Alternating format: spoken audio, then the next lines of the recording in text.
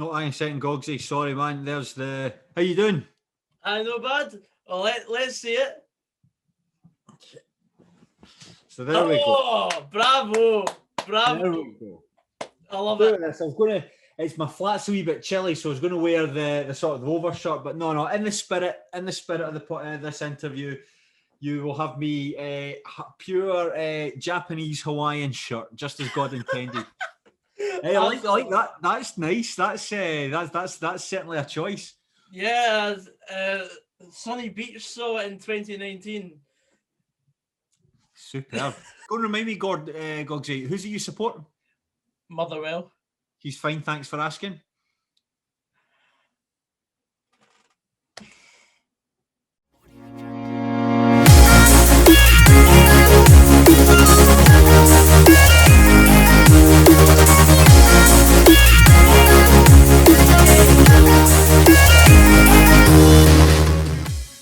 See, when we are filming a view for the terrace, that's an ongoing joke, is to try to get that at least every Wednesday when we're filming, to try and get that gag in there.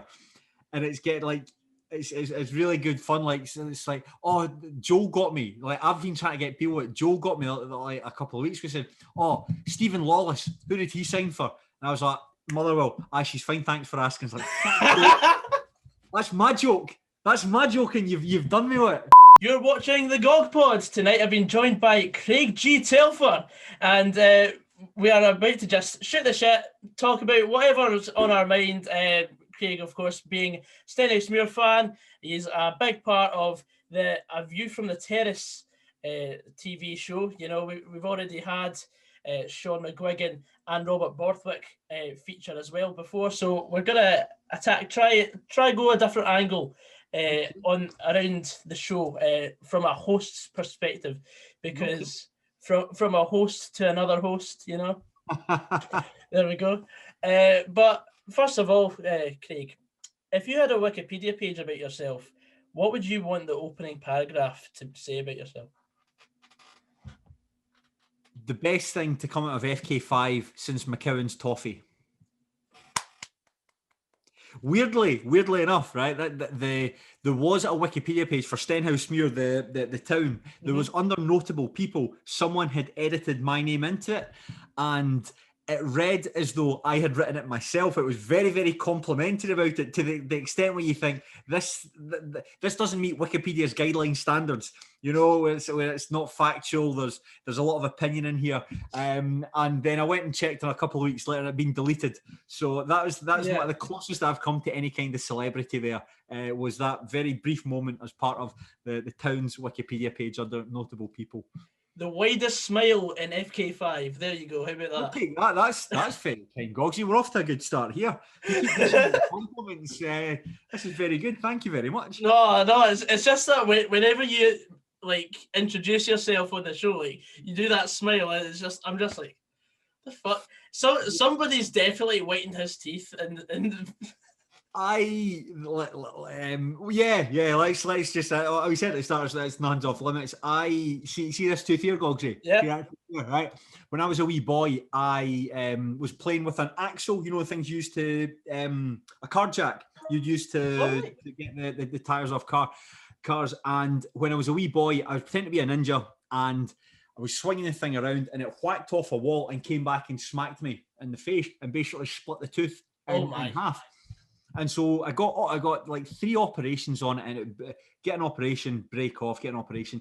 And then I got to the age of like 18, the dentist said, listen, it's too thin because it's been filed away that many times. It's too thin. So you're basically going to stuck with it. So for years, until I was 32, 31, 32, that basically my front teeth were squint. So when I'd saved up a bit of money. I went on a date, a lassie I met on Tinder who could have been a dental model. She beautiful smile.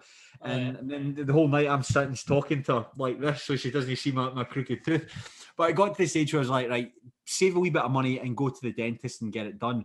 So while I was there, I just said, can I get them whitened? And they made the plastic. As I can show you, actually. This won't necessarily work on a podcast. There we go. Put them in here. I keep them in my fridge. It is my dental trays. Oh wow! Yeah. So basically, when I was getting my teeth done, I said, I'd like to get them whitened as well, just because I hadn't been to the dentist. Weirdly, the last time I'd been to the dentist was when I was 18. And then the next time I went there when I was like 31, 32. So it'd been such a long time. Wow. So Yeah, the okay. teeth colour-wise weren't in the best shape. And said, can I get them whitened and get it repaired? So it took really well to it. So yes, I did whiten my teeth, but it was only just that one time. And of course, you had a TV gig coming up as well. So yeah, I didn't know it at the time. That would have been about the March, April, May of 2000 and was it 2017? Whenever it was 2018, I think it was. And then it wasn't until the summer that we found out that we were getting a chance to make a pilot for A View from the Terrace. So very fortunate. You don't want to see anyone. See, for instance, I would have done the intro differently. Hello and welcome to View from the Terrace. My name is Craig Telfer. Instead of the smile, if I was to say it at Gogs, if I'd say my best feature, I'd probably say it's my smile. I don't have a lot going for me, but I think I do have quite a nice smile. That's absolutely fair enough. So speaking of A View from the Terrace, I think we're just going to go right in. So it's my understanding that I believe you were a bit later to the party than some of the other boys that are on the podcast as well.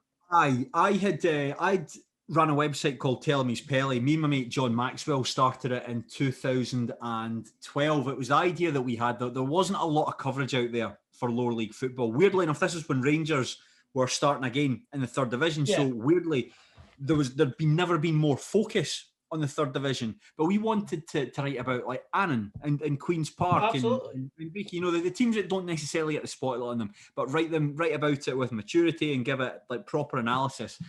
So we did that for a season, and then in the summer of 2013 met with Fowler. Fowler sent me a message and said, listen, we're looking to expand the Terrace. At that point, it was just they do one podcast a week about the top flight, but increasingly they were referring back to stuff that we had written when they were talking about the lower leagues. And I think Fowler just had the idea, do you want to come in and get involved? And you can come on every Thursday and talk about the smaller teams. I was like, brilliant. Sounds great to me. So for that, the 13-14 season, pretty much every week I was going through to Edinburgh to Fowler's flat in Forester Park to talk about them. And that was difficult to keep up, trying to I work through in Glasgow and then traveling through to Edinburgh. It's quite a lot. So I would only do it like once a month, and it was a lot better. If it was something to look forward to, getting to hang out with your mates. And I've been involved. So that'd be 2013. I've been involved with the Terrace, and of course Sean McGuigan, who was writing for Tell Me's Pelly. We've got Sean in early doors because you're just a fantastic writer. Yeah. And then the guys at Fowler asked him to come in and do stuff with the Terrace and from his Wraith Rovers perspective. So been involved since then, and it's brilliant. It's a real enriching experience because they're just great guys and like really, really good friends. Really, really good friends. Very, very fortunate to have that group. I think you can. Anytime you're down about something, you can put stuff in the group chat and you'll get support and stuff. So that's really good. That's a real positive experience that sort of goes just beyond being able to talk about football, that level of friendship. Yeah, so it's nothing like what you see on TV. Do you think we're not friends? Does it come across? No. I know for a fact that you are pals because, well, it's the same with on our show. Like me, Stevie, Frisquandro and Roscoe, like we sit in our own wee group chat and we'll sit and just chat like basically all week, and then it comes to the camera getting switched on and we turn ourselves up a wee notch, and it's just as it was like off camera. You're absolutely right, Gogsy. I think a lot of the people like Robert Borthwick, for instance, that's one of the things, is just like being as nasty as Robert Borthwick as possible. And it's very easy. He's got a lot of foibles, but I don't think you can't talk to someone like that unless you're really close with them and you're really friendly 100%. With them. Like to make jokes about their parents hating them and stuff like that. You can't say that to someone unless you actually properly like them. So we've got that friendship there, and that allows us to have to play off each other and have that. And I think that because the fact that we're friends out with it, I do think that chemistry translates translates quite well to the TV show. So when we're talking, it's not the laughter's not forced. To me, it all feels quite natural. Yeah, because sometimes like people who may not be football fans are just watching you for your chemistry. Well, that'd be great. I'd hate to think that there's people tuning in. It's like I don't like the football, but the guys are all right. I tell you, the chemistry would have to be really, really good for someone who doesn't like football to tune into the show. Hold on, since we were speaking about Robert Borthwick earlier, I've just got to do something quickly, you know. Do you want me to smile for this? Are you taking a picture of me? No, it was just a reference to last week when you were having that tete-a-tete. Still don't know what he's done with those photos. I'll be raging if I see them appear. Like my face has been posted somewhere. I'll be absolutely livid with them. So, I mean, is it just the sight of Robert Borthwick on the show? Like, is that when you know what it started, Gogsy? It started when we did the pilot. We made the pilot in 2018. Don't know why I had to think about that. We took because like there's hardly any good things that have happened to me in my life, but I can say that's one thing was making the pilot. So making the pilot in 2018, and we did the intro. The idea was always to be the four of us, and then Robert to come in as like you see in the show, like a specialist who knows loads about Twitter and stuff. And that's I made the joke about him saying he's like Neo in the Matrix with all the plugs into the back of his head because he doesn't have a life. He's got to spend it all online. And Robert was a wee bit like, all right, mate, fucking hell, what do you say that for? And then when we actually were given the show and we got the chance to do it, we wanted to keep that going. So that's always just stemmed from there. So it's quite inventive trying to find new ways to be more hurtful about him as we've gone. And a lot of the stuff, I'll be honest, Gogsy, a lot of the stuff is really, really quite bad, and is too bad that it actually can't go on television. So there's all this like really, really good stuff, really nasty, hurtful stuff I've said about him that nobody'll ever get to see, and it's a shame. But that's a shame. It's a shame, but it's love him a bit. So I'll say that. I want to go on record and saying that I absolutely adore Robert. He's a great guy. That's absolutely fair enough. So how do you actually feel hosting the show? Fine, man. Fine. I think Fowler. When we were getting the pilot, when we're making the pilot, we found out we were going to make it. I assumed Fowler would host it because the Terrace is his thing. Yeah. You know, he's put so much hard work into to get it into a position where it could even remotely be considered to be translated in a TV show. You know, he's organising people, he's dishing out topics. You know, he's the one that does a lot of the uploading stuff, and he has worked really hard with it. But I thought myself and Sean would be wheeled out for 5 minutes every episode to talk about the lower leagues.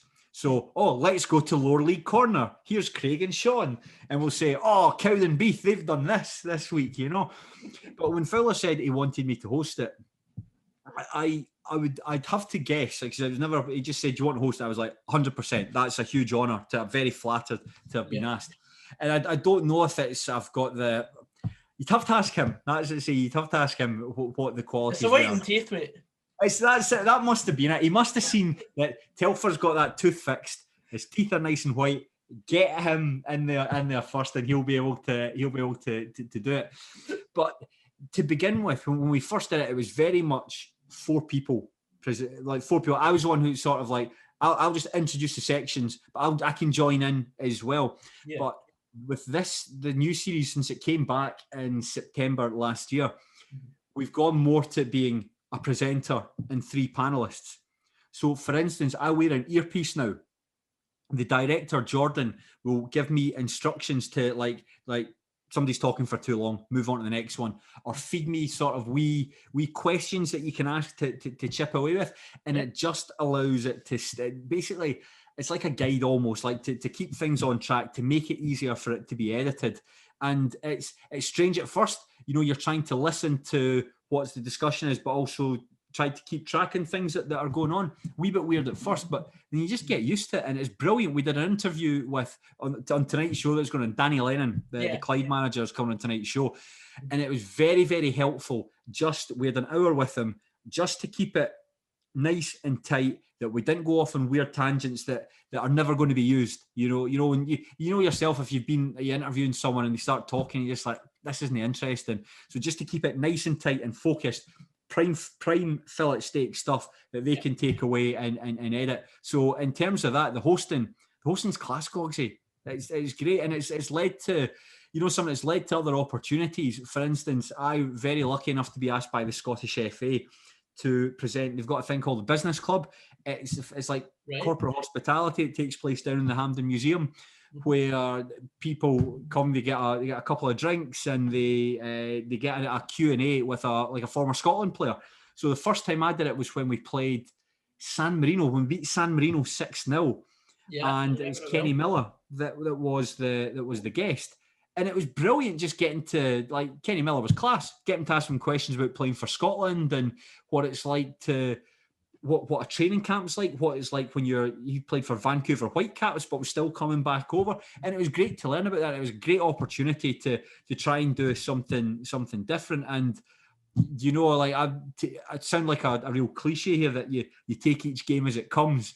And that you just want to, a view for the Terrace is number one priority, making sure that every single episode is as good as it can possibly be. That's the most important thing. But any other stuff that comes off the back of it, delighted to get involved, man. It's great fun, man. Yeah, like through YouTube myself, I've had several opportunities, and it's been great. Like, I was nominated for Football Blogging Awards. Yeah, brilliant. And I got a night out in Manchester out of it. We went down to the Etihad, and it was all like a proper function. And I was up against the likes of Mr. DT from Arsenal Fan TV, so I was never gonna get anything, but just to rub shoulders with these boys. Absolutely, man. Absolutely. The fact that you're down there, you're part of the conversation. Somebody's seen something in you that thinks, well, let's get Goggsy down and get him involved. That's great. And you know what I mean? How old are you, Goggsy? I'm now 21. Fucking hell. God, I feel it's a proper young man's game, this. But I mean, you're 21, so the only way is up in that regard. So who knows? And I think the fact as well that I think previously, say if you'd gone back 20 years, for instance, when it was just television, radio, they were the only two ways to get into it. And I look at ourselves. I mean, we never have fancied ourselves as TV pundits or whatever, but it was all done through podcasts, which you couldn't have been able to do. The cost, you wouldn't have had the ability to promote it. But since technology is changing and it's opened up all these avenues, different ways to consume it, and that's how people like ourselves have now been on the platforms that we're on just now through that. It's definitely offered like a back door into the sort of mainstream. Like, for example, I was on Sportscene a couple of weeks ago because they've been trying to get fans involved, and with the sort of, how did your team do? You send in a 30-second clip, and they'll basically include a wee nugget of content that you sent in, and it's great because it's also great exposure for the channel. And one other massive opportunity I managed to do was I went to the hospitality at the Betfred Cup final when Rangers played Celtic, and we were like sitting in the comfy seats behind the journalists. When journalists had padded seats about that. For us, it was about that. So I was loving it. I've said that's where the guys at the business club sit. So I was sat there for the San Marino and Kazakhstan games. It was brilliant. Felt like King Henry VIII there, sitting in my big comfy seat. Surely James the First.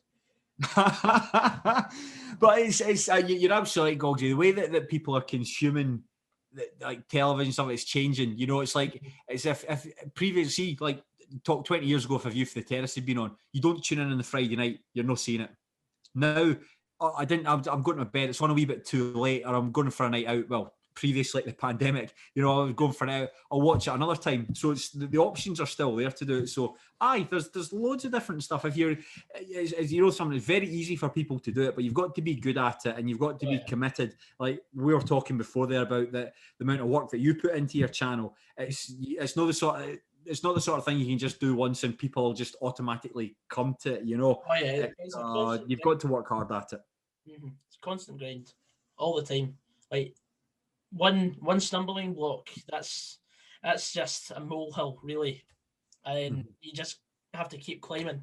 Yeah, man. Yeah, I suppose it's like when you see the people that are, you mentioned there, Mr. DT. I'll be honest, the stuff that I have seen, not a fan. Me neither.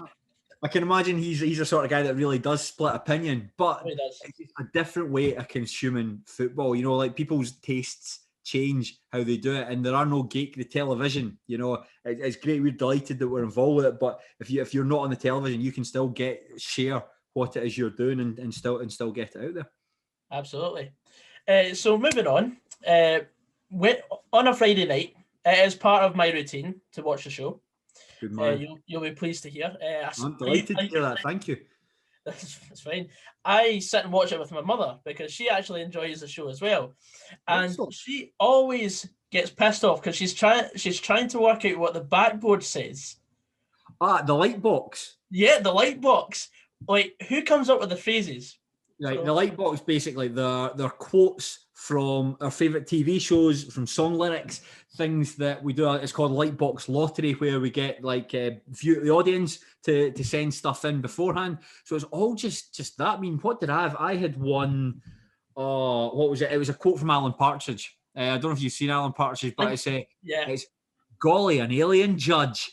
Where one just talking about it, she's drawn an alien judge is shooting the tax man, and Partridge has got this horrified look and he says, golly, an alien judge. Like that. So it's daft stuff like that. It's like Alan Partridge, The Office, Always Sunny in Philadelphia, Friends, song lyrics, just anything that goes up in there, man. So that's all it is. I'd tell your mum there's no secret about it. It is just quotes. If your mum wants something up there, let us know and we'll get it up. I'll definitely do that. I'll call her up later and say, "Yeah, do you want something on the light box?" So how unbearable is it working with not one, not two, but three Jambos? You know something? It's something. It's not an issue. It's not a problem. We know now. We only cover stuff where the story is. Yeah. So, for instance, say Aberdeen have done something ridiculous. Like, you know, when they went through that period where they gone, was it 6 games without scoring? 6 games without scoring. That's a talking point because Derek McInnes is coming under scrutiny. Fans are just, he's been, you know, that there's a sense of staleness there. So that's the talking point. Whereas Hearts are just doing away just now. Hearts are terrible to watch. In fact, I've got them on just now against Cali Thistle, just on the telly in front of me.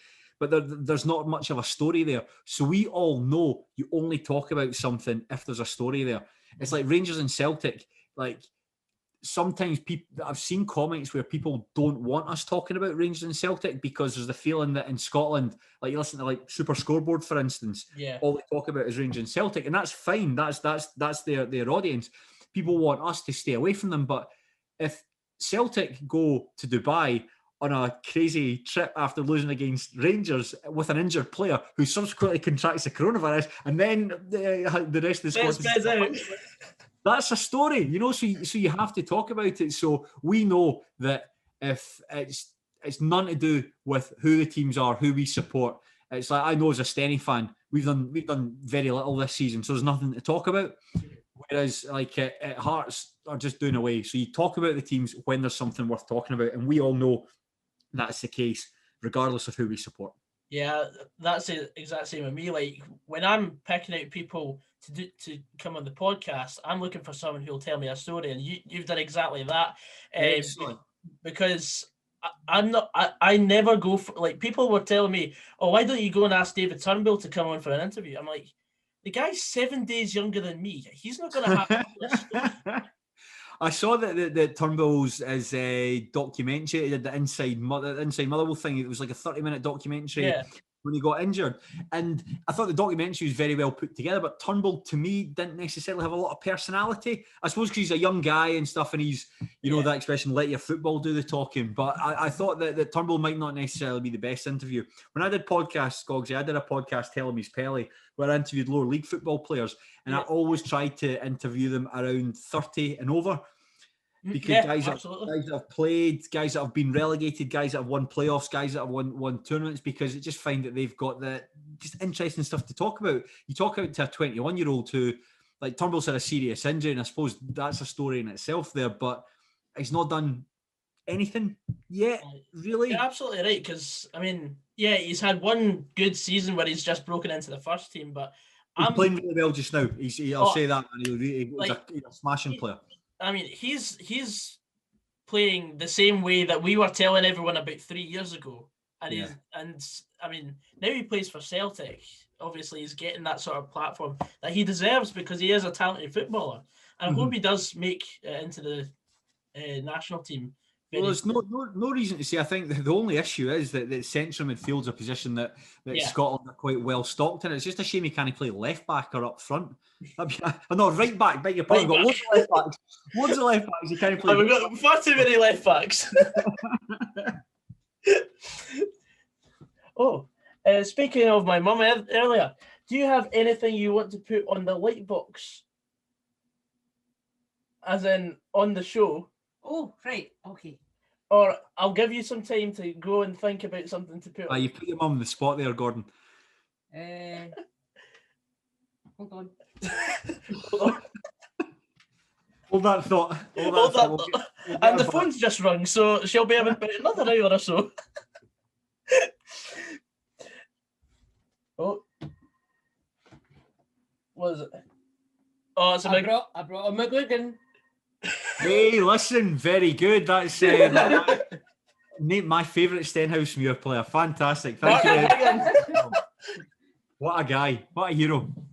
Sure. I mean, I'm happy to talk. You mean Stonehouse Wall? Right. You've had too much McGuigan.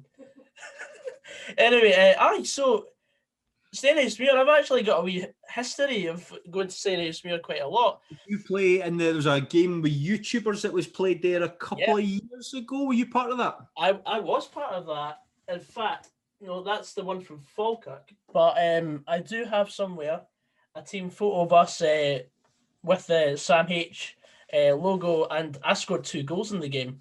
Good for you, man. Well done. That's certainly more goals than I've ever scored at Oakview, so fair play to you. Yeah, it was weird because like we had training on the Monday, like basically every week leading up to it. So we did about 15 straight weeks of just training before this game, and this was like when I was basically at my peak fitness because I didn't actually play for a team at the time, and I had college on a Monday, so I just basically got half day at college just to go and because it was for charity. So.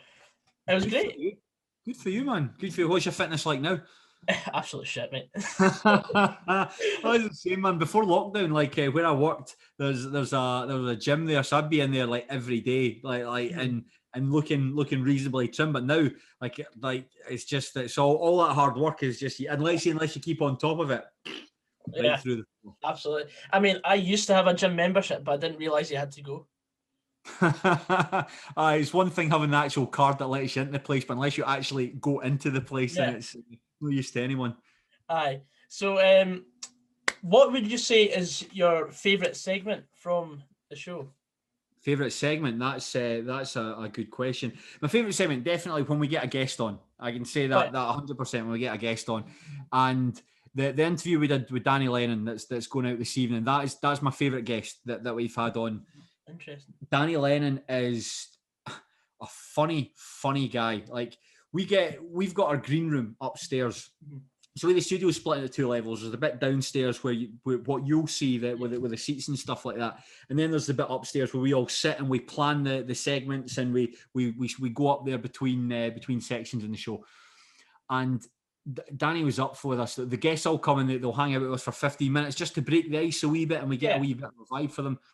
Excuse me, and just hanging out with him, they're talking about how Clyde are getting on, what he's been doing. It was brilliant, and very quickly you break the ice. And when we got downstairs, we had a bit of chat about Clyde and so on, just basically repeating the same sort of stuff. But when we came on to talk about him playing for Raith Rovers when they won the League Cup and managing St Mirren to the League Cup, he was brilliant. I mean, he scored, famously that goal against Bayern Munich at the Olympic Stadium to put them on. And you've seen that famous the scoreboard there that's Wraith Rovers 1, FC Bayern 0, which is amazing. It was him that scored it. Yeah. And he was just great fun. And it's very, very lucky. I mean, we're all very lucky to even be involved with the show is incredibly lucky. And to even be involved now with the coronavirus, even luckier. So, but to get the chance to talk about people that have made a huge difference in the game, like Craig Levine was brilliant.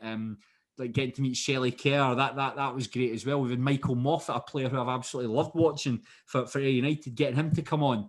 We had a guy, I think it was the first series, second series, guy Robert Hare, who played in the Homeless World Cup for Scotland, captained Scotland to win in the Homeless World Cup, and it was brilliant, just a great story. And getting to meet these people have done extraordinary things when the four of us, five of us are just a bunch of jabronis. It's great, man. That's the best thing about it. Like, you know, we don't have that much of a story to tell, but other people do. There was one, the very first one, guy Craig Robertson. This is when Dundee were in administration. So you're going back 10 years. Yeah. Dundee were in administration, and a lot of the players had to leave, or they were sacked effectively because their contracts were sold.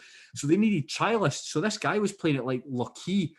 Dundee fan, all his family were Dundee fans. He was called in to play for Dundee as a trialist, and you think, fucking hell, imagine what that must be like to get caught. Like Motherwell, there's an injury crisis. Goggsy, we need you, and you've got to go in and play a couple of games with them. The amazing fun. This guy got to do it. And it was brilliant just listening to him talking about what it was like to go into these huge games and play for them with all your family there and stuff. Just incredible stories. It's great to listen to them. Well, if Tony Watt can get the captaincy for a game, then I'm pretty sure I can get a chance as well. Don't tell him I said that. Lips are sealed, man. Lips are sealed. Of course. So last season, of course, you had a wee segment where you talked about football vloggers, and I was a feature on it because of my reaction to us scoring against Hearts. With it being nearly a year since fans were allowed in stadia, has your perception of football fans in the media changed? That's an interesting question. I suppose, Goggsy, going back to that bit, I just find, like, if I'm watching the match, like, for me, Stennis Muir scoring, it's like Michael Stewart there, I'm saying, for me, making a big I think that when I'm watching the football, it's in my team score. I love it when Stennis Muir score. Absolutely, I would go off my head. And it's a release. You're in there with your pals, you're jumping about, and it's a great feeling. And I just feel like to sort of remove yourself from that to film, it's just a wee bit strange. It doesn't feel natural. That's what it is to me. I know you'll have a better explanation. I completely get you, because I felt strange doing it the first time, because like my first match day vlog, my channel was like going nowhere, and I was like, well, we'll give it a bash, because I don't have anything else to upload. I was on the verge of actually quitting YouTube, because I was in my fourth year at school, and I was basically tiring in terms of grades. So I was like, right, if this goes well, we'll keep it going. And it was the season that Motherwell played Rangers in the playoffs, and I was like, yeah, exactly. So I was like, well, if Motherwell get relegated, I'm just gonna film I'm just gonna make the most of it and just go to all the Motherwell games as much as possible, until I can't, because there will be a stage where I may have to work Saturdays and not go to many games. Yeah. So I thought, well, I'm in my teens, why not just go for it? And from the first vlog being Motherwell 4, Hamilton 0, I thought, right, we're onto something, because it was a good omen. So I just kept doing it, and now it's second nature for me when I'm at a football match. I feel more comfortable talking to a camera than I do talking to human beings at times. Really? Yeah, it's got to that stage, because like throughout that season, I let Motherwell affect my life far too much for my own sanity. So sometimes I would just sit and talk to the camera about what went wrong, about what things Motherwell need to do to improve, and I'd put it online, and people were actually receiving it quite well. So I thought, well, if people think I'm actually talking a wee bit of sense, why not just keep going? And now I'm nearly at 10,000 subscribers. Good man. I suppose it's the change. I think that was a discussion, Gogsy. You were unfortunately collateral damage in that discussion. Like it could have been, there could have been thousands of Scottish football like vloggers, but you were the one that was that Robert brought to the table. And it's just that idea. It was just effectively, it's like we discussed earlier. It's just changing the way that people consume football. Yeah. For instance, like. That you can listen to a podcast, you could watch Sports Scene, you could listen to it on the radio, you could watch your reactions, you can just follow tweets. It's still, you're consuming football. It's just, you've got so many different options to do it. And you know what? If you don't like a vlogger, you don't need to watch. That's as simple as that. You're not. I hope you're not harming anyone.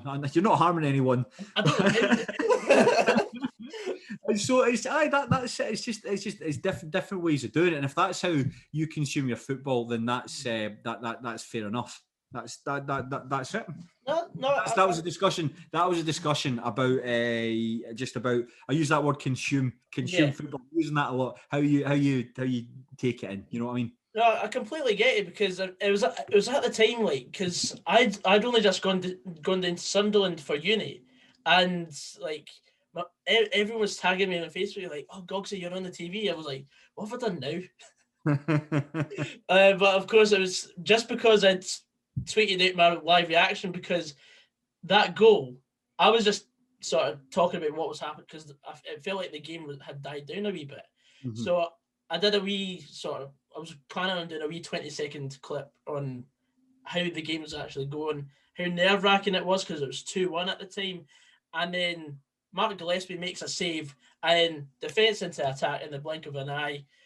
Sean Clare sells the jerseys and Jermaine Hilton scores, and it's just a live reaction.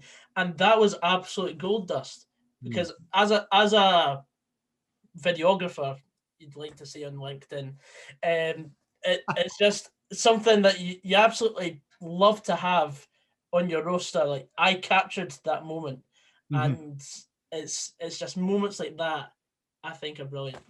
Yeah, I suppose you're right. It's just that's it. Just that thing that you're not 100% in the moment because you're filming your reaction. But no, I take on board. That's what you're saying. That's an interesting perspective that you're talking about, and perhaps one that I hadn't considered before. Yeah, because it's like I talk to the camera as if it's my best mate.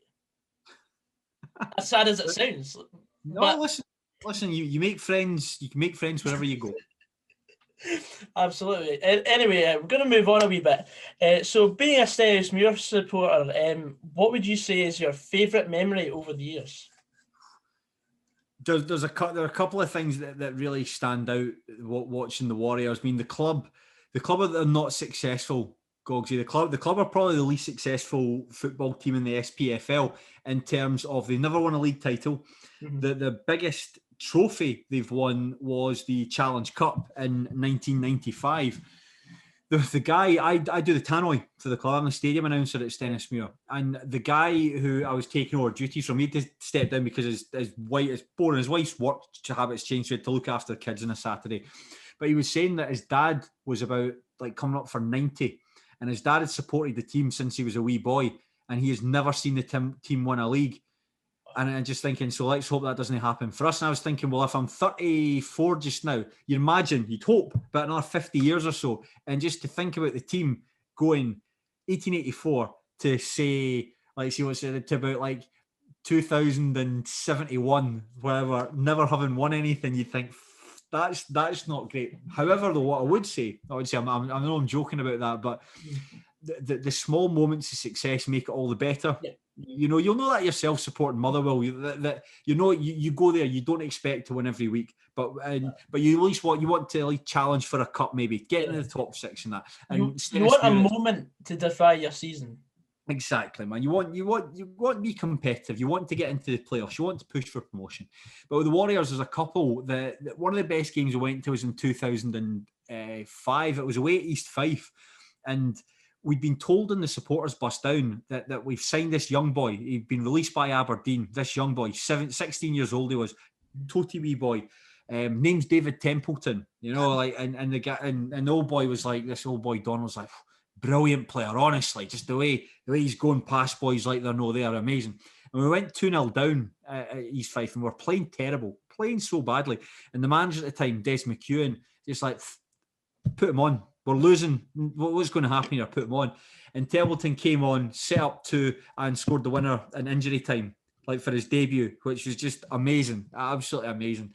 And that was just such a great moment. That I know Templeton's career, like, he scored at Anfield for Hearts, and he kind of went to Rangers and spent. I know Rangers that was like 3rd division Rangers, and he spent a lot of time injured, so his career perhaps hasn't had the highlights that a lot of people want. But he's still been a professional football player. No. Rangers paid £800,000 for him. You know, that's brilliant. The other games as well were against when we beat Cowdenbeath in the playoffs in 2009, beat them in penalties. That was amazing. 2018 when Mick Dunlop scored 2 headers against Peterhead to win the playoffs for us. But probably the best, November 2018, 23rd November 2018, Stenhousemuir 4, Falkirk 2 in the Scottish Cup, which was... I thought you'd say the 4-2 game. Yeah. I'm saving the best to last. Actually, no, I've saved the best. I'm doing them chronologically, so it was the last, but that was brilliant. That was brilliant. I mean, that was yes, it was the worst Falkirk side in living memory. Yes, Theofficialgog was playing in goals. Yes, there was all these jobbers for the lower leagues of England. Do I care? Not a jot. It was amazing, and it was great fun. And just when big Mark McGuigan scored about 2-3 minutes to go, really, that was it. You know, that moment, just like there's a tension when you're 3-2 up. You think, right, and you're worried. You know, this will sound horrible, but you know when you're at the football and your arse is going, yeah, you can up the boys because you're nervous and you're tense. But when Big Mark scored to make it 4-2, and the Falkirk fans, the bit behind the goals at Stenhousemuir was jam packed. Like, Falkirk brought a really good crowd for that. It was jam packed. The goal hits the back of the net, and the folks start leaving, and it's just, that's it. Put the pin in the tension. It's like, I think we've won this. It was like 2 minutes ago, I think we won it. That was a seminal moment. Absolutely loved that, man. There's nothing better than sitting with the last 5 minutes to go, knowing that you're actually going to win the game. Aye, it's good though. Football, we spoke about it on the show a couple of weeks ago when we were talking about Rangers winning the league and about how it's all very like a procession because no one's really giving them a challenge. Yeah. But the idea of like tension, that's what makes football so good. When you're watching, you know, it's 1-1. You need to win. You need to win to get into the playoffs or the top 6 or to avoid the 11th or whatever. You need to win, and just that tension. Where's that goal going to come from? And it's just it's a great feeling. Well, most of the time it doesn't come, but when it does, that's a sensational feeling. You're absolutely spot on. Like I'll say, for example, my favourite type of game is when Mother will go 1-0 down before half time, and then we turn it around late on and win 2-1. Yeah. For example, Boxing Day 2019, we were playing Ross County up in Dingwall, and we had no way of going there. I had to get a lift to the Broxden services and get picked up by someone who was coming from Wishaw, and we just went up in the car playing tunes. We went past one of the Motherwell supporters buses on the way up, and Blair Spittle scores a header in the 10th minute. I'm like, it's going to happen again. We're going to lose the game. It's going to be a waste of a day. And then Ross County go down to 10 men after a foul in Seedorf, and there's a bit of hope. We're already starting to sing 1-0 down, 2-1 up. Ross County fucked it up, and then we equalise and make it 1 each through a fantastic goal from Ross McIver. Sorry, and then Declan Gallagher. I said at the time, just before the corner swung in, I said, I'm sensing a Declan Gallagher header, and the way it just goes in, and Declan Gallagher push 2-1, and like the next 7 or 8 minutes was absolute carnage in the way. And that's brilliant, man. That's it. When you're down, that feeling of turning a game around. Yeah, it's brilliant, man. Those are the best moments in football. You can talk about trophies and stuff. The tangible things are brilliant. Well, if Stenhousemuir ever won a trophy, I'm sure a tangible thing is brilliant. But the moments and the memories are just like great goals, and those feelings, you don't forget them. No, like I'd rather see us go up to Ross County and nick a 2-1 win out of the jaws of defeat than see us competing in Europe every year and get bored of playing against Royal Antwerp, for example. Well, the way you're talking, Gogsy, there, keep playing like you did against St Johnson and against Hamilton, and you just might. You just might. I mean, European tours were a fond old memory. Aye, that you'll be saying. Remember, like that the defeat to Coleraine. That wouldn't have been so bad when you're playing against Greenock Morton and Arbroath next season. Well, funny thing is, we won on penalties, so it was just by a ball here. But what would you say is your favourite item of memorabilia you've picked up? Jeez, oh man, that's a good question. To be honest, Gogsy, I'm not. I'm looking. My bookcase is there, so I'm thinking my football memorabilia.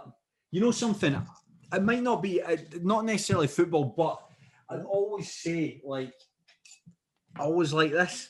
Oh yeah, that's Terrace mug. Like the reason it's there, and it just reminds me that I've something, my favourite thing I enjoy doing. It's there. It's nice and colourful. So that's something I'm really proud of. Football memorabilia. I've still got the papers. I mentioned about Stenhousemuir beating Cowdenbeath in the playoffs. Yeah, I've still got the newspaper, the Falkirk Herald from that day, and it's brilliant. The page into it. Sure, Falkirk were going for the Scottish Cup final that season. I think they lost to Rangers, so the paper was probably quite rightly dominated with the coverage about Falkirk. But just inside, there's a picture of the players. We won on penalties. The players who are at the centre circle running towards Andy Brand, who'd scored the penalty, and it must have been taken like a split second after that ball hits the back of it, because the look of joy and the surprise and stuff in it. So that's when I'm cleaning out my cupboard. I was cleaning my cupboard like you don't do often, obviously. I mean, you don't have dirty cupboards. But I was cleaning my cupboards to chuck stuff away, and I felt like I was looking through it. I was like, that's really good, and I'll always hold on to that. In fact, I've even got a copy of the News of the World for that day as well. The things about that side's like just a wing in the paper, but I've still got that there just to. It was a great day, brilliant day. Fantastic. Now we're gonna go on to a wee bit of a game now. Okay. I've got this prepared for you. It's called Player Cards, right? I'm gonna say no problem. See on the Zoom chat, I'm gonna put in 6 photos from peak Scottish football moments. Right. You have to rate them on a scale of 1 to 6. 1 being the Dugs Boss. Number 6 being Brecon City. Right, wow. It's a shame I really like Brecon City as a football club, and it's a shame they're that bad. They're being used as a cruel joke just now. But you're where you are. But then again, you basically blast them every week. Listen, like that, the Eamon Brophy Lone Wolf Trophy effectively came back to FK5 off the back of Brecon's horrendous performance. So yes, we're both as bad as each other in that regard. Absolutely. So the first one I'm gonna put into the chat now. Just get the pictures up here. Number 1. Okay. There. Now let's get a look at this. Okay, click to open. Oh yeah. That's that would have been Sean. Is that Big Marshall? I think that's Sean Dixon's goal. Was it? I would give that, for me, that's a 6. This is Sean Dixon scoring the 3rd goal. Or is that Big Markey? It's one of the two of them. I don't know if that's the 3rd or the 4th goal against Falkirk, but that's brilliant. You can just see the people behind the goal looking absolutely dismayed. What's going on here? That, to me, that's a 1. That is a pure 1. Yeah. Right, okay. Right. Get a look at number 2 here. That's Oliver Burke. And that's against, it looks like the Ukraine. Is that Ukraine? I think saying that. Go and remind me, Gogsy, what are we looking at here? Number 2 is Kazakhstan 3, Scotland. Oh, that's oh Jesus! I'm actually recoiling in my chair there. As it's getting explained to me, that's got to be I suppose the ends justify the means, because we got to the Euros, so. That's got to be like a 5 though, because Kazakhstan are crap. We absolutely smashed them at Hampden. That's and I think that it was Alex McLeish who's nobody really wanted there. Just quite a low point in the national team side. So I'm going to give that one a 5. Certainly not the worst, but definitely a low point. Right, let's see. We'll go to number 3. Never seen anything like it. Chris Uolumo's miss against Norway. Mm-hmm. And that's the thing. I quite like Chris Uolumo as a pundit. He's always quite enlightening. He's hugely enthusiastic, and I love the way he talks about the game. Yeah. But that's horrendous. I remember at the time thinking it was offside because of his reaction, that he couldn't believe that he'd been called offside. I'm going to give that one. A 5. Again, very, very bad. Not the worst. Well, it is the worst miss I've ever seen. But in the grand scheme of things, it could have been a lot worse. But that was bad, really bad. And that's what he's defined by. That's what a lot of people know him in Scotland for. Know the fact that he played for Wolves and a good season at Colchester, did quite well at St Johnstone, but that miss, right? There's number 4. He's got a Scottish Cup medal at St Johnstone as well. Yeah. Okay, so this is David Marshall saving Alexander Mitrovic's penalty from last November. This has got to be more than a 1. This is like a 0. This is just as high as it can possibly be for.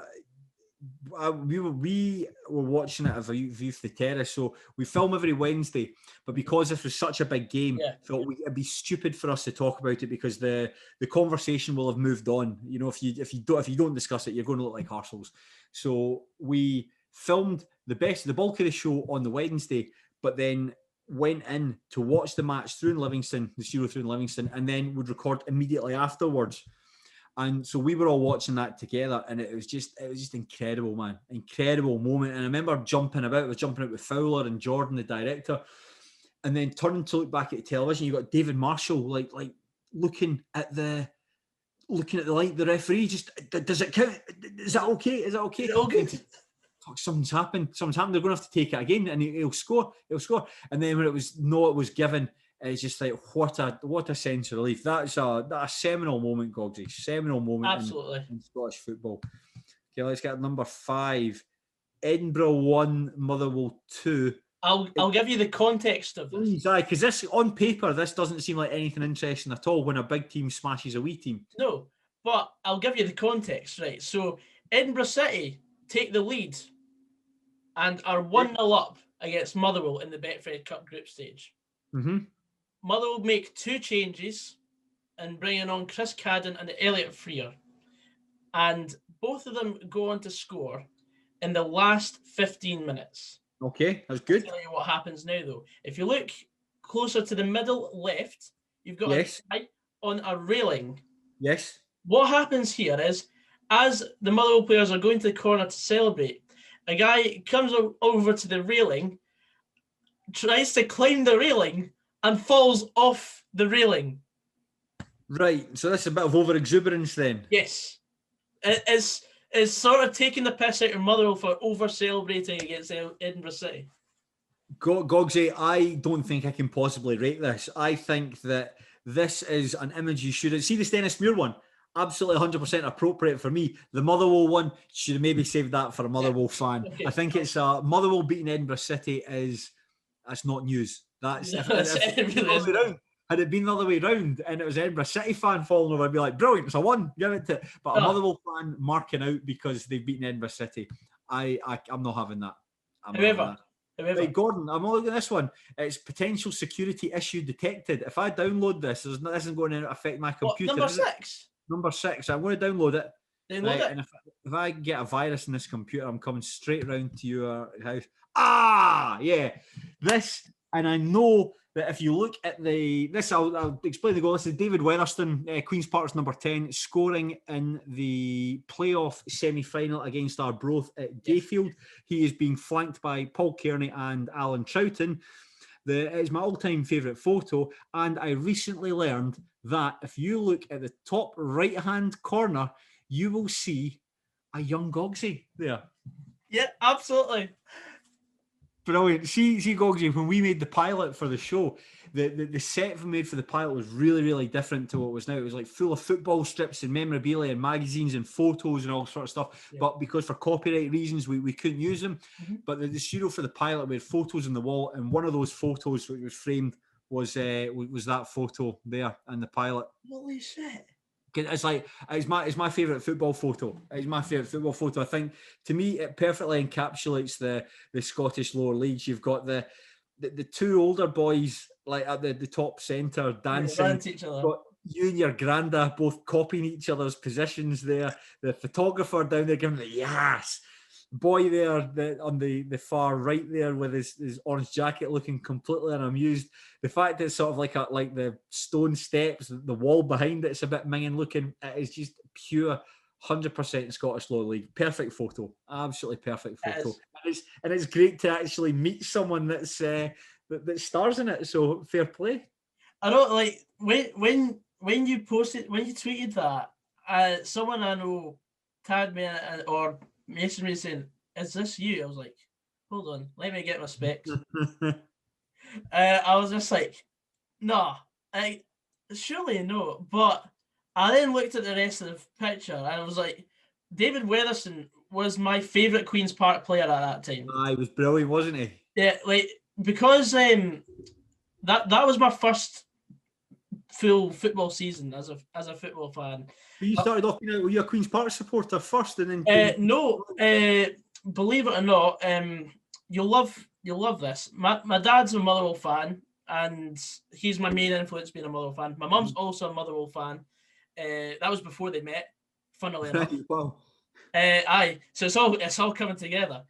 My mum's dad, my granddad, as you see in the photo, he supported Queen's Park all his life, and when he was growing up with his mate, who was a third Lanark fan, they would alternate and go to Cathkin Park one week, hand in the next, and That's brilliant. Like that football team, that Queen's Park side, I wrote an article for Nutmeg about them, and it was like about 10,000 words long. Like I interviewed. Unbelievable. Yeah, man, they were amazing, and in particular as they came to that particular point in the season. The game after that, Gogsy, they played East Fife. They played them at Firhill in the playoff final, and it was at Firhill because there was a Rolling Stones. No, it was the UEFA Cup final between Sevilla and Espanyol was being played at Hampden, so they moved to Firhill, and I went down. I was at university at the time. I went down with some mates because there was just something on, and Queen's Park were sensational that night. 4-2 that night. 4-2. Queen's Park were absolutely superb, and it was great. And then getting the chance to for that, the team always stuck in my head, and a lot of the podcasts that I've done, I've interviewed players that have played in that, so I wrote that big article about it and got to met Billy Stark and interviewed him face to face. Like I've met David Weatherston was over for he lives in Norway now, but back in the start of 2018 he was over for a wedding, and I interviewed David Weatherston face to face. I ended up interviewing for nearly 5 hours. Like it was a 5-part podcast. Yeah. It was crazy. But David Weatherston's a really, really nice guy and a really interesting outlook. He had written a blog about he had suffered from anxiety, and it was something that really affected his career. Like, I mean, you just seen him at Queen's Park. He was like the wee boy with the shaggy hair, and he was rapid, and he was a right good finisher as well. So you think he's got all the tools to make it up a level. And he went to St Johnstone, went to St Johnston, and then he had problems with anxiety, and that affected him. Went to Queen of the South after that. Falkirk, he played well for Falkirk, but something that always dogged him. And I think when you see guys in that team like Paul Payton, for instance, went on to play for Northern Ireland, and Paul Kearney went on to play for Hibernian and Kilmarnock in the top flight, that David Weatherston certainly had the tools to go and do that, and it's a shame he didn't. That something like that held him back. But no, David Weatherston's a great guy, and everyone I've spoken to about that team absolutely raves about it. So great to get the chance to talk about it tonight. That was an unexpected bonus you've thrown at me there. Absolutely. So it makes up for the previous one. But the thing is about that, like, because Motherwell was so far away from where I stay, Cooper in Fife. I sometimes, if Queen's Park were playing at Arbroath or East Fife, my granddad would just be like, "Do you want to go?" And I was more than happy to, because I was still getting my football fix, and because I was 7 or 8 at that time, it was perfect for me. And the fact that I got to go and see Queen's Park demolish East Fife at Bayview 3-0 in the second leg. Oh man, They were brilliant that day. There's highlights. Weirdly, I've seen the highlights. Yeah. Yeah, there was highlights. They were on a website called Daily Motion, and they were really the website was difficult to load. So I did a program. I downloaded them. They're not my highlights, but I downloaded it off Daily Motion, stuck them up on YouTube because they were too good a thing to it's gold. Myself. And Paul Payton's goal at 4 minutes in when he hits the thing like flushing the half volley, and it just poof at the bottom corner of the net, man. It's a great moment. It's a great team, and it's a great story. It's something that I'm just glad that I was there to witness, because, like, obviously teams in the lower end of Scottish football, like, it's very rare that you get a moment like that. And now, of course, Queen's Park stepping up to be professional. They'll Do you know something that doesn't change? Queen's Park. It's all part of the Queen's Park on a journey just now. I know that's really cheesy to say. Yeah. Queen's Park on a journey just now, but it doesn't change what went before, and like what them winning the league in 1990, 2000. They won the old third division with John McCormack and then Billy Stark's team, and then getting promoted under Gus McPherson. All that's brilliant. The whole amateur stuff's brilliant, but I understand that the need for them to change their club and to modernise, and it's kind of like Hearts at the moment. They're not that spectacular to watch, but it's effective, and I think it's just a means to an end. A lot of these guys will just be part of them on the where they are just now to get to where they want to be. These guys are just like effectively helping them get to where they want to be. Yeah, exactly. Because now they're bringing in Championship standard players to play in League Two. Aye, like guys like you see, like Jai Katongo cutting about there, who's like faster, bigger, stronger, better crosser than anyone else. You're like, well, that's fair enough. Yeah, absolutely. So, what would you say is the most unexpected story you've covered? Unexpected story. That's a good question. That's a really good question. Honestly, how do you mean unexpected? Like something like. For example, if you were meant to be going on telly and you're expecting an outcome of a scenario and it went completely south and it went something completely against your expectations. I'll be honest, Goggsy, there's never been anything that's happened that's really like surprised me. I don't think we going on have been caught off guard or anything that happens. There's some things that happen because you film on a Wednesday that can happen between, the Wednesday night and the Thursday or the Friday that gets you caught off guard a wee bit. But that's, you try to do your best to plan about that. The only time that we've been caught off guard, in fact, now you mentioned that, a couple of Wednesdays ago, do you remember that there was a snowstorm? Yes. Aye. Yes. So we're driving into Livingston and get to the studio, and it turns out that the director of photography is marooned in Edinburgh and the sound engineer is marooned in Edinburgh. So we're thinking like, fuck, that's very far from ideal. That's absolutely 100% far from ideal. And it looked at one point that there was one microphone in the studio. The guy Doogie, our sound engineer, has got like 5 or 6 microphones with him, so for everyone to be mic'd up. And they were saying that worst case scenario is I'll go and do links, like basically introduce like old VTs, like ones that from like Eriskay and whatever, and just basically make a compilation episode out of that. And luckily there was a sound engineer from, weirdly, I think he might have been for Larbert or Stenhousemuir, one of the two, but a sound engineer for there who was able to come in, and there's another cameraman was able to come in. But normally we start filming at about 9:30 in the morning, didn't get going until about the back of 12. We were really up against it, but it turned into a decent episode, and I think that you would only have known the kind of bother that we had if we told you. You know, I don't think you've known it from looking at it. But in terms of stories and stuff, Goggsy, not really. I mean, it's not, certainly not scripted. So it's not scripted, but it is well. I wouldn't expect it to be. We know that what's going to come up and the topics that are going to be covered in that regard. So touch wood, nothing like that's happened yet. Yeah, yet. Aye, because for me, it seems like it runs like clockwork most of the time. It does. We when we first started the show, the company Studio Something, they hadn't made a TV show before. Mm-hmm. So we used to film so much stuff. So for instance, you know the sections like Frankenballer, where you try to build a monster. It's a daft thing, but you try to build a monster using the body part of a player. Yeah. So Craig Fowler will be talking about left foot Borna Barisic, right? For instance, right, left foot. previously, when we first did that, we would each have to bring 2 examples.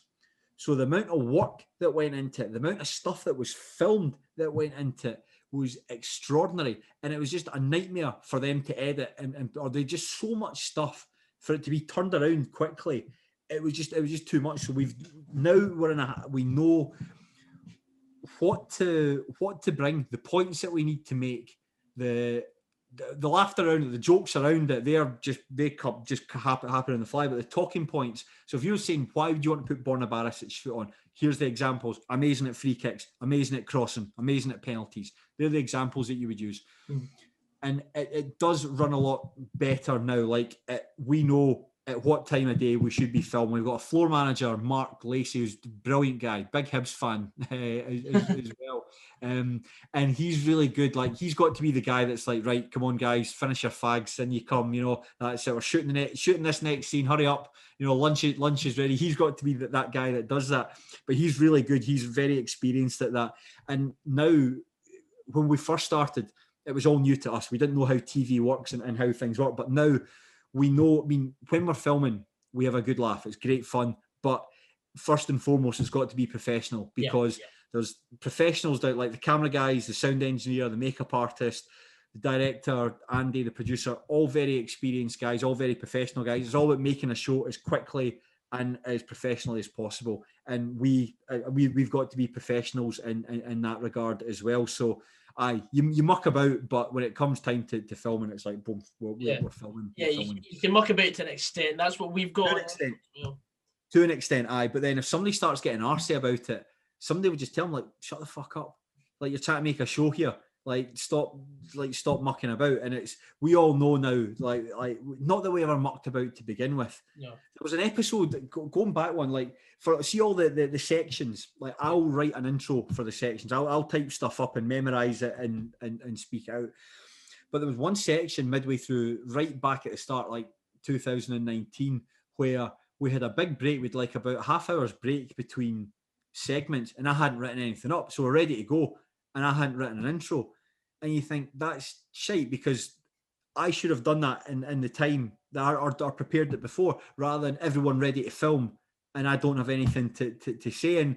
And it's all about your own stand. Now I didn't appreciate that at the time, but now you realise that the knock-on effect that has, because you're taking so much time, it means that they don't get into the edit later. It just means if it doesn't get into the edit later, it takes longer for them to produce. Then they're working there for longer. They don't get home till later. So everything that you do has a knock-on effect. So if you can do it as quickly and as professionally as possible, it's better for everyone. Yeah. That's a really boring, techie sort of term, like behind the scenes sort of stuff. All over that, yeah.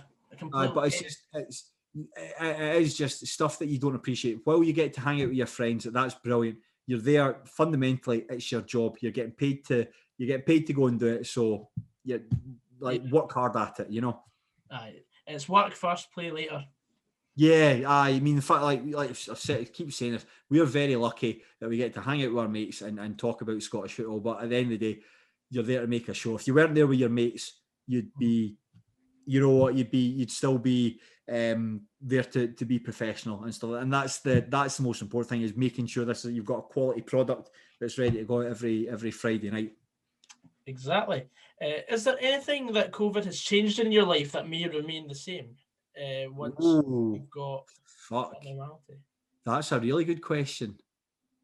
I suppose one of the big things is probably the ability to work from home. I suppose I never thought I'd be able to work from home. My job's in video, like multimedia stuff. You do stuff in Glasgow, Cali. Yeah, I work for Caledonian University. So I've been doing that for like 8.5 years, and it's great, man. It's a great place to work. Yeah. But I thought, like, I've got a specialist computer. I mean, there's my keyboard, for instance. It's like an avid computer there for video editing. And because this machine's like a bespoke machine, I thought that anytime I have to work, I need to go into the university to do it. But now I know I can work from home, so it's a wee bit more flexible. But I'll be honest, man, I hope not. Like, I like going to the gym. I like being able to go out with pints. I mean, it's the same, I'm complaining here, but it's the same complaints that everyone's got. You like going out with your mates. You like going to the football. You like going on dates.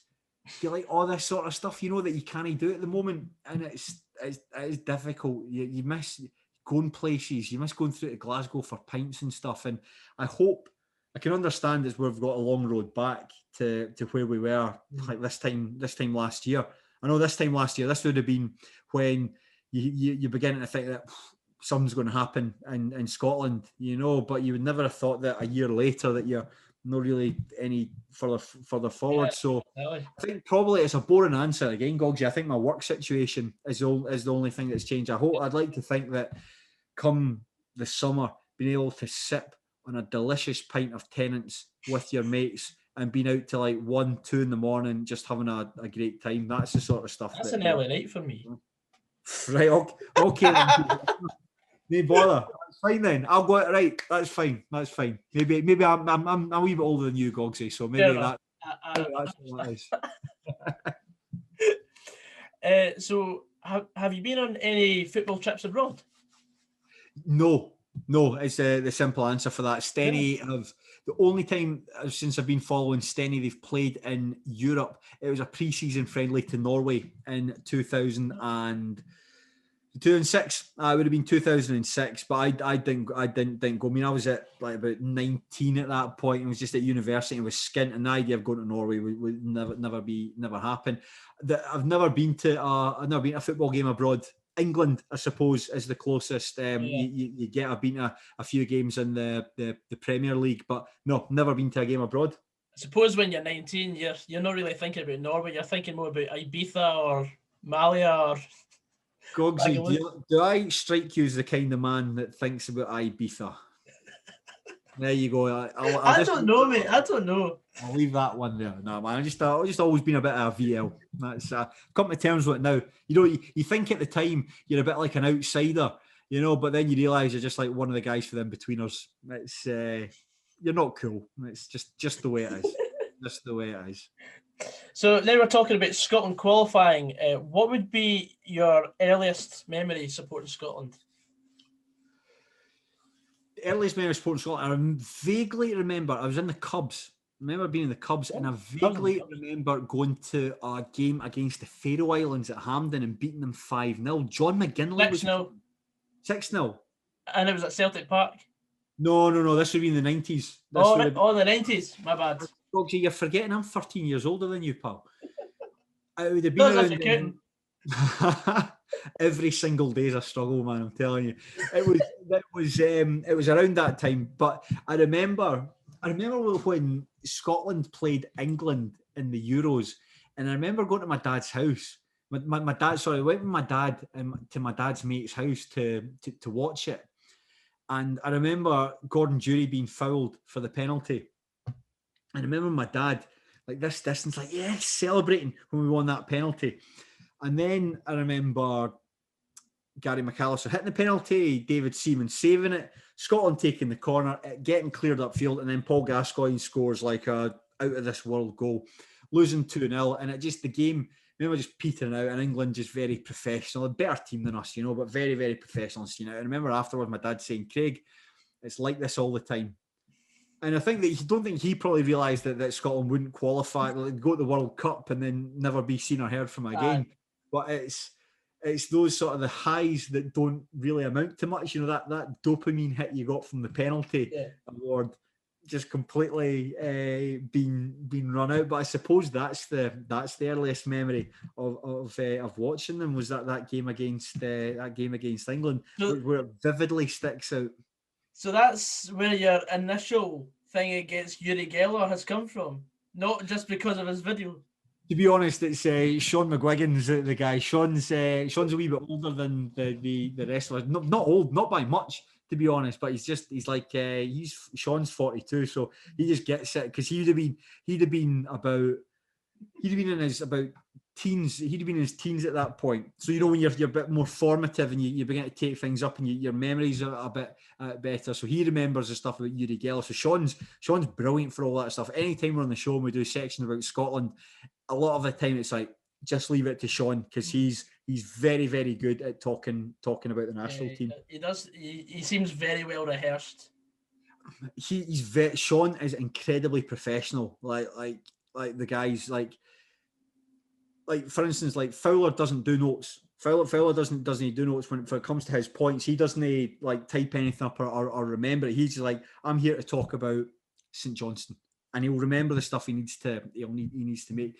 Whereas Sean has got all his notes written out the night before. He prints them off in the morning, and he'll sit between sections and he'll read like bits of paper and stuff just a last minute just to remember his points. Whereas myself and Joe, I've got my laptop. Like I take my laptop down. So see the wee ducats next to my chair. My laptop's always just tucked behind that. Just because I'll refer to it like I'll be reading it before, right, ready to go. Laptop goes down on its side next to it, and you'll begin to go. And Joel's got all the stuff written up on his phone, so it's all different. It's all different for different people. But Sean's very, very professional guy, very professional. Nah, I respect that. Got to respect that. Scotland have never made it out of a group before in a major finals. Is this the year? I don't know. That's a good question. I don't know. I mean, we'll park England for a second because I think we all know like what England's strengths and weaknesses are because you see the guys all the time. I don't know how good a side Croatia are. Like I know that they've had some like genuine world-class players like Luka Modric, for instance, certainly one of the best midfielders. I mean, he won the Ballon d'Or, didn't he, a couple of years ago? But this will probably be his last hurrah, given the fact he's about 36. Something like that. But still, man, he's still like, I know we've got some good midfielders. He's still a lot better like than anyone we've really got. I don't know much about in the Czech Republic. We've played their B team, kind of huffed and puffed away against them. We drew 1-1 with them. Is that right? I'm saying that we beat them both times. Beat them both times. Yeah, we were good actually. The second time we actually played some right nice football. Yeah. We beat them 1-0. It was a nice goal by Ryan Fraser. England, on the other hand, you could say that England have got, in terms of an attacking unit, England have got some amazing players there, like amazing young players as well that you imagine are going to be even sharper next year when it comes around, like Phil Foden, Raheem Sterling, Jadon Sancho, Harry Kane's such a good player. Mason Mount is really advancing as a player at Chelsea. But you go further back and you look at them at full-back and centre-back and goalkeeper and you think, can we get someone in there?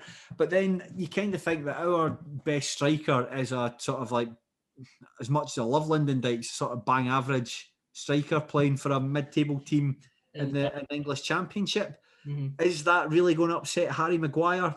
And you think probably not. But we do have some brilliant players like Kieran Tierney, Scott McTominay, John McGinn are having fantastic seasons. Like Kieran Tierney's been Arsenal's best player. Andy Robertson still very good. He never seemed to play that well for Scotland, although he hasn't had all that great a season. I don't think anyone has at Liverpool. Yeah. I think we're a bit short defensively. I think. I mean, Stephen O'Donnell, I really like him, comes across a cool guy and he's a good player, but kind of found wanting at times for Scotland. Yeah, Declan Gallagher's a bang average Premiership centre back who happens to play quite well within that system. The fact that you've got McTominay and Tierney either side of them, so I don't know. I don't know. I just the most important thing is just like we as fans and the players just need to enjoy it. That's the most important thing because we've not been there for so long, and it's just about just about enjoying it and not embarrassing yourself. You know, go out there and just do the country proud and just have a great laugh doing it. That's my hopes for it. I know that's quite a trite answer. No, I completely get it. I mean, I've asked everyone I've had on here the exact same question, and I've had different answers because like we don't know what to expect from this. Yeah, that's my knowledge of European football. I mean, ask me about Stirling Albion, I could tell you about 20 different things about it. But ask me anything about Croatia, I'll be like Mario Mandzukic. I've heard of him, you know. So I don't know what to expect, but I've no doubt that Steve Clarke and his team will be 100% well drilled with what these opposition players can do and try to maximise that. It's just a shame it's like Scott McTominay's playing so well in the middle of the park for Manchester United, but who play like that ball playing centre back and within that system, I don't know. I'm glad that it's not me that's got that problem. Yeah, very true. Now we're on to make or break. This is the final raft of questions. It's very off topic, so these are a bit of fun. That's fine, Gogs. You ask away, I will answer them. Not a problem. So one of the segments you've had previously on the show is the Time Vault. where you basically archive a moment in Scottish football. Mhm. So I'm going to ask you to archive 3 films that you think are worth saving for the future if everything went down. Scottish films. Any films. Could Any be films, right? I might as well just give you my favourite films then. Go on. I would put in There Will Be Blood. That's my favourite movie of all time. I don't know if you've seen it, a 2007 movie by Paul Thomas Anderson with Daniel Day-Lewis as an oil man, and it's all about religion and capitalism in the early 1900s. It's amazing. Very, very good film. I would also put in No Country for Old Men. That was my second favourite movie. That came out the same year. That's very, very good. And then it'd be a toss-up between Jurassic Park and Terminator 2 Judgment Day. Right, well, I've seen both of those films anyway, so... Amazing. Watch those other two. You'll love them. Fantastic. I will do. For me, I've gone with Accepted. I don't know if you've come across it. I've not come across that one. It's got Justin Long, Jonah Hill. It's basically the guy's too scared of his parents and they make up a fake college because he didn't get into college. And oh, mate, it's complete shithousery. And like they make a completely legitimate website, and it's like sign up is just one click away, and then the next day they've got about 250 people just show up, and they've got to make up a completely fictional college. I'll look out for that one. You've sold it to me. Yeah, it's brilliant. Also, I've gone for the usual Step Brothers. Very funny. Love a Will Ferrell film. And last night, for the first time, I watched Interstellar, and I've been obsessed with it ever since. Oh, that's good, man. That's good. Well, you know what? You should maybe not put Interstellar there. Maybe let it settle and then come back to it. You don't want to think about it a week later and be like, nah, I didn't fancy that. That's fair enough. Next up, you've got to make a match day playlist, but can only choose 3 artists. Who's in it? Right, that's a good question, because having done the tannoy, you've got to pick a balance between music that kind of gets people up for it, but also stuff that you want to listen to as well. I recently have been doing, well, until the shutdown, was doing Warriors TV commentary, and had to. So another guy was doing the tannoy, and he was rubbish at it. I mean, nice guy, but the songs he was picking were rubbish, and it's just like, this is. Was it Cammy? No, I do. Cammy does the commentary, so I do co-coms with commentary. He co-coms with commentary. The co-coms with Cammy. Beg your pardon. So Cammy and I, we get on quite well. Still, commentary is quite a difficult thing to do. I'd literally never done it before, so it's just trying to, you know, that bit where you're trying not to just talk all the time, but kind of give people a wee bit as to what's going on. Instead of using that pixel system, which is still a wee bit of teething problem. Still a bit dodgy, yeah. Still a wee bit of teething problems, that is fair to say. But if I had to pick 3 artists, I'll go for U2, because they're my favourite band of all time. I'll go for U2. Oasis always seem to do well on the terraces, and there's plenty to like about Oasis. Yep. And then, not an artist necessarily, but I'm going to go for an artist, Jim Johnson. And who's Jim Johnson? You're saying Jim Johnson is the guy who writes all the theme music for the WWE, because previously the team came out to Stone Cold Steve Austin's entrance music. I respect that. I'll happily take that. Fair game. Next up, if you could make a 5-a-side team up of players you've met in person, who's in it? Players I met in person, right? Okay. So it'll all be lower league guys that I've interviewed on the podcast, right? Brilliant. I'll tell you, number 1, Alan Troughton.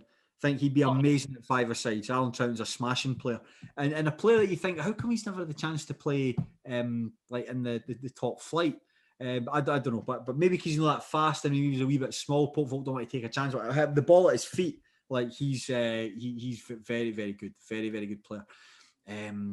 Scott McLaughlin, imagine he'd be very good at 5. Very, very fit. Like he retired just in the summer there, and now he does running. Like I've got him on Instagram, and he's doing like, he can run a 5K in like less than 18 minutes. Right? He's just fit as fuck. And it's like he started doing runs like during lockdown. So almost a year ago, he started just doing runs and putting the times up. And I started running off the back of reading this stuff. I'm a terrible runner, dreadful runner, but it's good fun, you know. And I don't enjoy being out there, but when you've come back in, you know, that feeling of has a sense of achievement. But one day, like I think it was the Monday, he was like, I'm going to run a marathon at the weekend. And he just did. He ran a marathon at the weekend and did it in, I think it was like under 3 hours. So like, Solid time. So I'd have him in there because he's very, very fit. So that Alan Troughton and goals near goalkeeper, sort of Neil Parry, the Alloa goalkeeper. I've met him, which is lucky that I've actually met him. I would have, let's see. So that's we've got Scott McLaughlin, Alan Troughton, Big Mark McGuigan, because I'd walk into the fires of hell. No, swap Mark McGuigan, Andy Graham, the Alloa captain. Andy Graham is by some distance the most charismatic person I've ever met in my entire life. Like I've met, like through work and stuff, I've met Sir Alex Ferguson, which is amazing. But Andy Graham is hard to describe. Andy Graham, man, he's just. I did a podcast with him. I was with him for about 2 and a bit hours. Came away from it, I felt about 20 feet tall. Like I could actually like run through walls, man. Just nice guy, and somebody who. It's hard to explain unless you meet him, but anyone who knows him just says he's great. So I'd have Andy Graham in there because he'd help the boys. So it's basically 3 Alloa players, a retired player, and let's see one more just to complete the set. Let's go with Greg Spence, who's at Stennismuir, because he can score goals. So a very unadventurous list there, very low key list compared to some of the other guests you might have on, but a list all the same. No, it is a fantastic list. So it's is Sir Alex the gaffer then? Yeah, in fact, Andy Graham, player manager. Brilliant.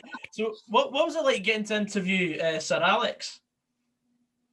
Fucking surreal, if I can swear there. What had happened? So at the university, Alex Ferguson got an honorary degree from the university back in about 2000, 2001, 2002. So the turn of the century, anyway. And he's a big trade union man, big socialist, Alex Ferguson. So you really respect his, like, never forget where he came from. You know, despite the fact he's gone on and made a lot of money, been hugely successful. Always remembers that he comes from Glasgow. So he set up a program he donated a pot of money, and the idea behind this donation was to give students who might not necessarily have the opportunities to go places. So, for instance, there was students who went and built wind turbines in Malawi, students who went to, I can't remember, wind turbines in Malawi was the big one, which is great, and it helped move away from paraffin lamps and became more sustainable. So that's the stuff that he was doing. So as in 2015, he was at the university to sign the contract and make it official.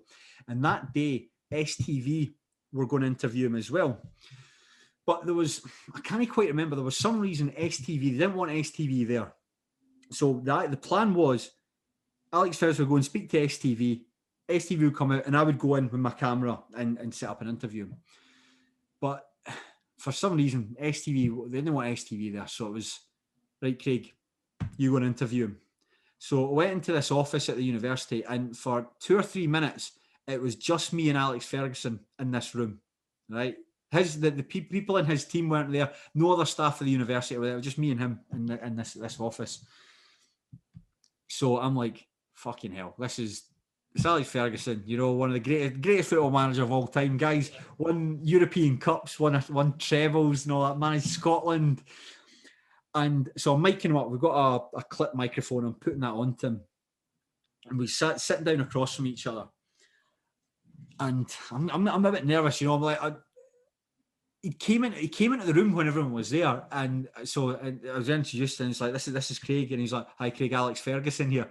It's like, you know, I know who you are. I know who you are. So it was just the two of us. So I'm quite nervous, and it's like, right, Sir Alex, I'm just going to test the sound. And tell me what you have for your breakfast. And he's like, oh, totty scones. Every time I'm back in Glasgow, I always have totty scones for my breakfast. And I was like, right. And he goes, where are you from, Craig? And I was like, I'm from Stennismuir. He's like, oh, Stennismuir. I remember playing down at Oakville View, and they've got one of the biggest pitches in Scotland. I remember playing for the reserves. They had this boy, Rab Quinn, at centre-back. Oh, he was a dirty big bugger. And straight away, you're like going from here down to here because you're so relaxed. And it was just great getting the chance to talk to him. And it turned into a really nice video package, and everyone at the university was happy with it, and he was happy with it. And it was smashing. And I've met him 2 or 3 times since that because he still works with the university. And on my 30th birthday, he was in doing this big talk with students. Like there was about 500 students like listening to this presentation he was giving, and it was coincided with my 30th birthday. And when I was packing up my camera equipment, I was telling the students that I was on a half day. I was here to work and do the stuff with Alex. Then my brother was coming through to Glasgow, and we were going to go out for some pints. And then my mum and stepdad were coming through and going out for dinner. And he heard me say it was my birthday, and so I got a signed. In fact, I can show you. Give me a second. Oh, I can show you it here. Right. So, a copy of his book, Leading. Okay, and where is it? Inside, you can see it there.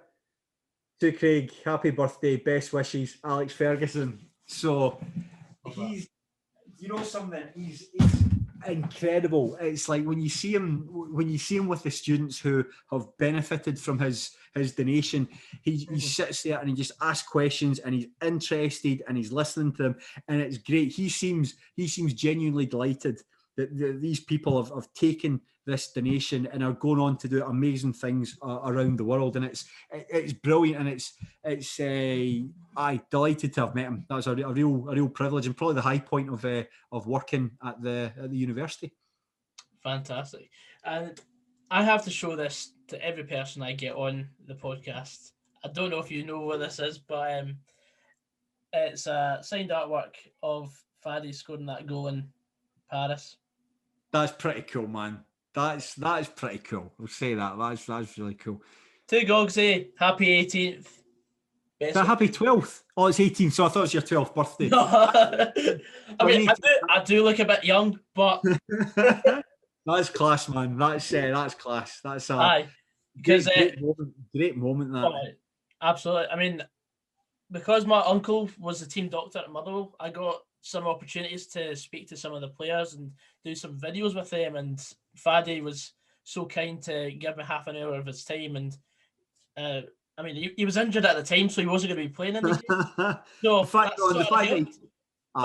that he took the time out, I mean, he didn't need to. You could have just said to your uncle, "Nah, I'm not really fancying it." But if folk take the time out to chat with you and stuff, then that's always you always really appreciate. Yeah, and you'll never forget it either, because like it's. I mean, in the sort of industry we're in, it's all about building bridges, isn't it? That's right, man. That's right. I think that, and it's something that they always appreciate. Like talking about Andy Graham there, the Alloa captain. It's just like that. Anyone that comes in and takes time, because we're interviewing people, like the university's got a built-in radio station in the journalism department. So I was in. That's where I did the interviews from. And I mean, it's easier now. Everyone's got Zoom, but at the time it was getting them in and seeing them face to face and stuff, and people taking time out to do it. You really appreciate it. And weirdly, like Andy. I mean, I don't know, say I text him often, but had texted me to say that he'd watched a View for the Terrace and he'd really enjoyed it. I mentioned him a View for the Terrace, and he texted me to say that he really appreciated it. So that's really cool, man. That's really appreciated that. Mm-hmm. So, picture the scene. You're in the pick and mix aisle of a sweet shop. Okay. You can only choose 3 sweets. Okay. What's your go-to? Mini eggs. Oh. Dime bars. All right. Tablet. Fair game. Getting seasonal with the mini eggs. I see you try to get them in now. I think we've got about another month before mini eggs are taken off the shelves. So I think this is probably time to just go and stockpile them. The sell-by date's normally about June or July. So if you buy loads of bags of them, only £1 each, and then you can have them in well into the summer. Like, you can take your commission from A View from the Terrace and just... Squander the money on mini eggs. Absolutely. So I've asked you some questions. Do you have anything you can ask me? Goggsy, where do you see yourself in 5 years? Oh, well. Okay, well, 2 questions. I'll split that right. Where do you want to be in 5 years, and where do you realistically think you'll be? Realistically, I think. Well, thing is, I've got a very open mind because I just want to work in football. Like, it can be anything apart from playing centre back. But we could really do it at centre back for Scotland. no. Well, with this here, I'll just grow it out and. But seriously, with the YouTube channel, I want to keep that up, and hopefully, I can see myself somewhere with that. Maybe, well, ideally, be full time with YouTube, because although you've seen my schedule, it's action packed at the moment, but I just want to keep going and build a sort of reputation within footballers that I'm a comfortable person to go and get an interview with, because I love talking to footballers, because it's something that I might not get to do, but if I can just live it vicariously through someone else and just learn about some different stories, then that's me happy enough.